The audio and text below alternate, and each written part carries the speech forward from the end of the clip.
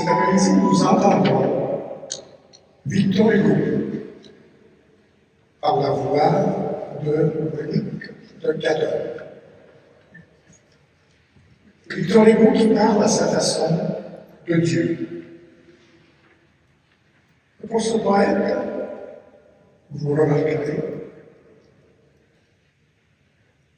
il faut pas qu'il y ait toujours un peu rugissant, qui est l'hypertrophie. Dieu se manifeste surtout par la grandeur sauvage de la nature. Et aussi par la douceur qu'un être humain peut démontrer, ou par l'innocence d'un enfant.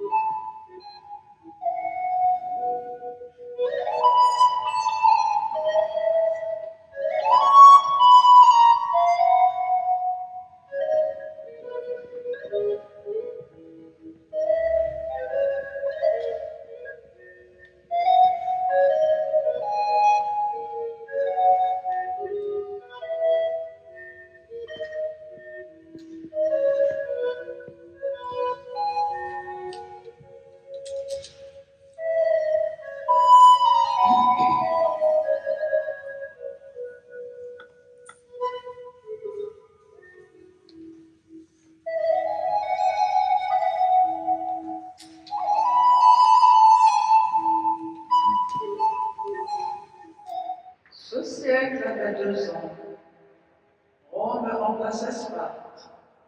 Déjà Napoléon perçait sous Bonaparte.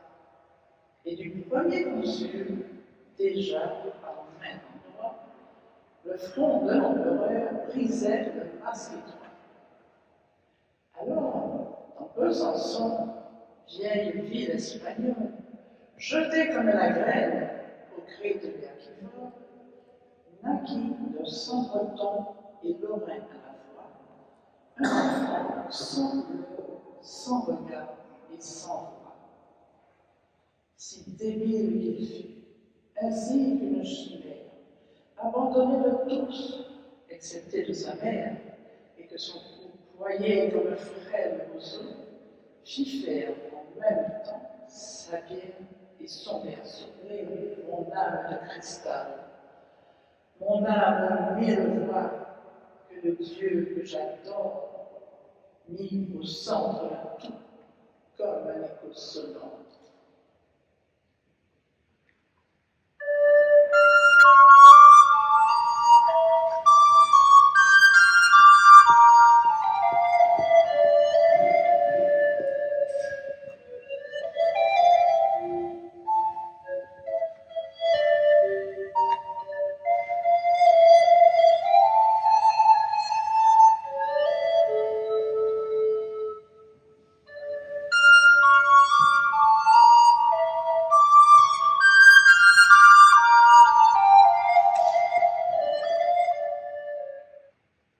Lorsque l'enfant paraît, le cercle de famille applaudit à grand cri.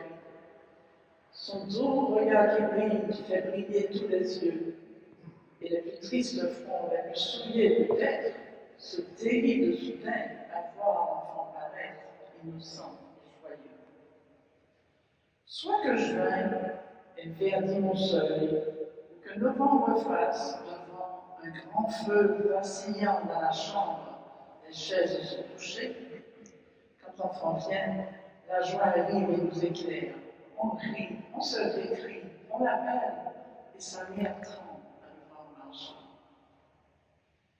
Quelquefois, nous parlons en remuant la flamme de patrie et de Dieu, des poètes, de l'âme qui s'élève en priant. Seigneur, préservez-moi, préservez ce que j'aime, frères, parents, amis et mes ennemis, même dans le mal triomphant, de jamais voir, Seigneur, l'été sans fleurs vermeilles, la cage sans oiseaux, la ruche sans abeilles, la maison sans enfants.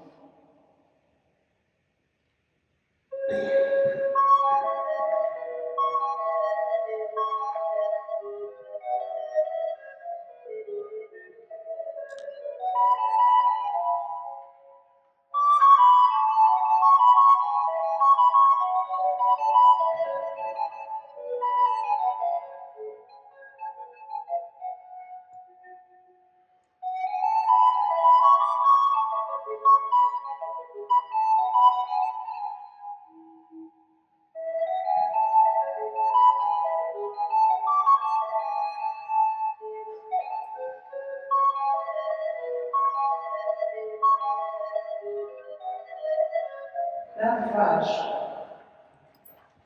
Devant la blanche ferme, parfois vers midi, un vieillard vient s'asseoir sur le seuil d'un tiédi où, sans poule, gaiement mêle une crête rouge, où, gardien du sommeil, les dogues dans leur bouge, écoute les chansons du gardien du réveil, du beau coq vernissé qui reluit au soleil. Une vache était là, tout à l'heure arrêtée.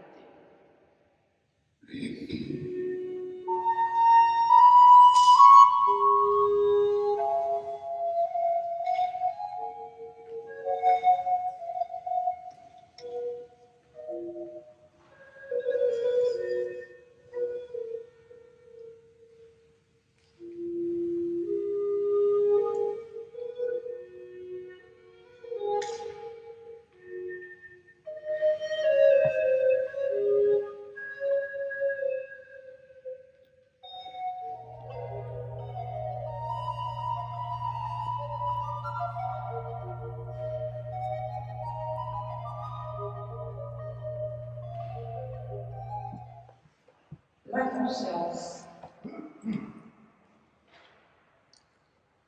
Lorsqu'avec ses enfants, vêtus de peau de bête, échevelés, livides au milieu des tempêtes, Caïn se fit en fuite devant Jéhovah.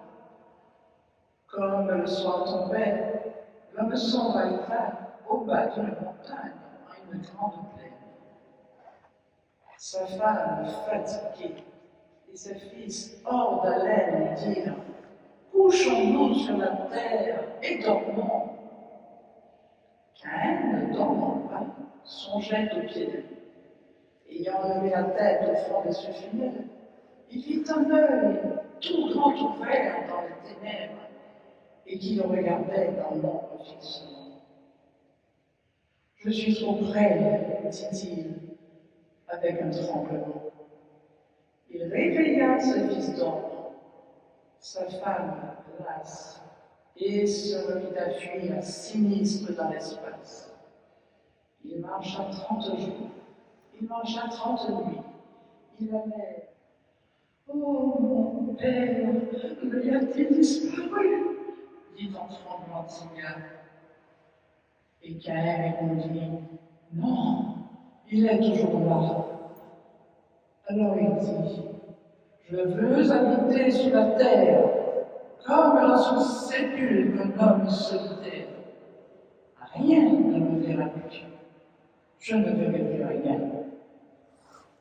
On fit donc une fosse, et Caïn dit, c'est bien.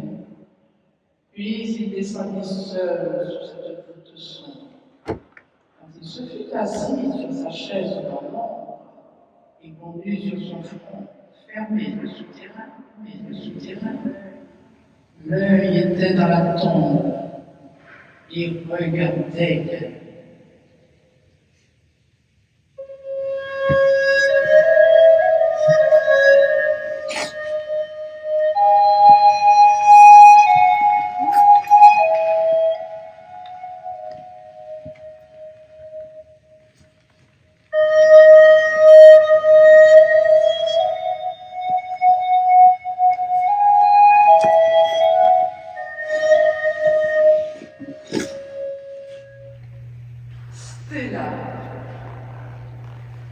Je m'étais endormi la nuit près de la grève.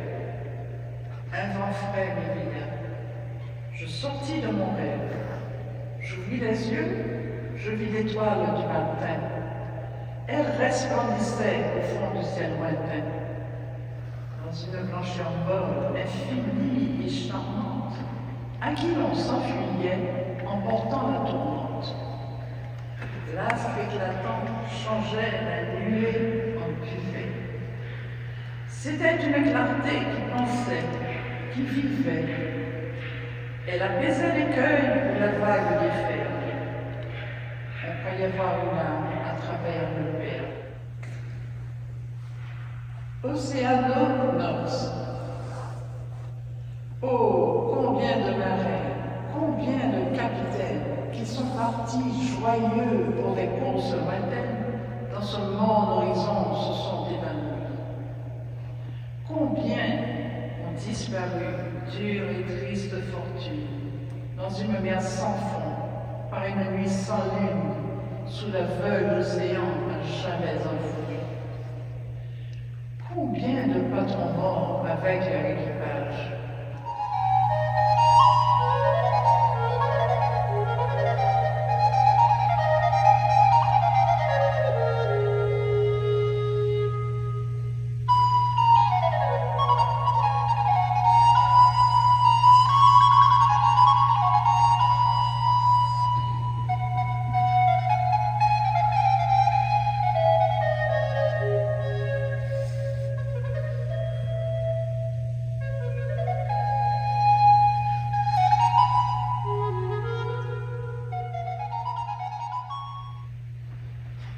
Ce qu'on entend sur la montagne. Avez-vous quelquefois, calme et silencieux, monté sur la montagne en présence des cieux? Était-ce au bord du Sein, aux côtes de Bretagne? Aviez-vous l'océan au pied de la montagne? Et là, penché sur l'onde et sur l'immensité, calme et silencieux, avez-vous écouté? Voici ce qu'on entend, du moins un jour qu'en rêve, ma pensée abattie son vol sur une grève. Qu'écoute l'Éternel durant l'éternité. L'une disait nature, et l'autre humanité.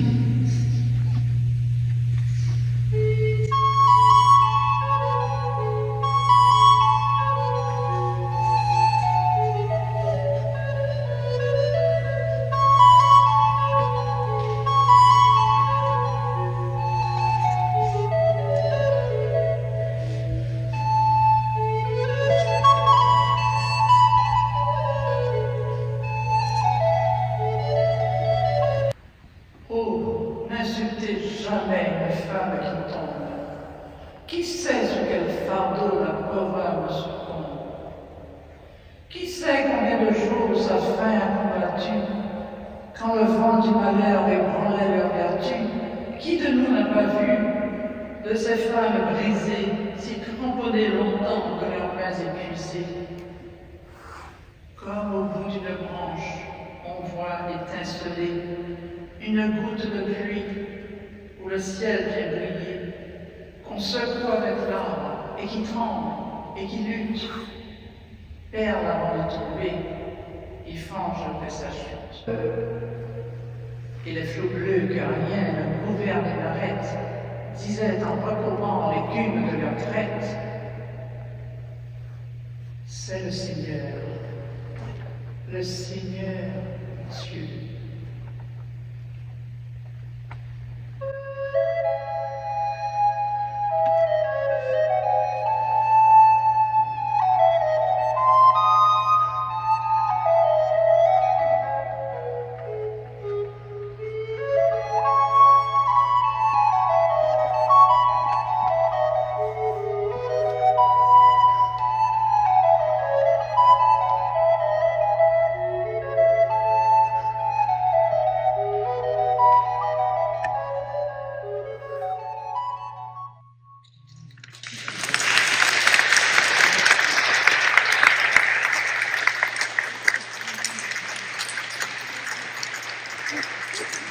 Thank you.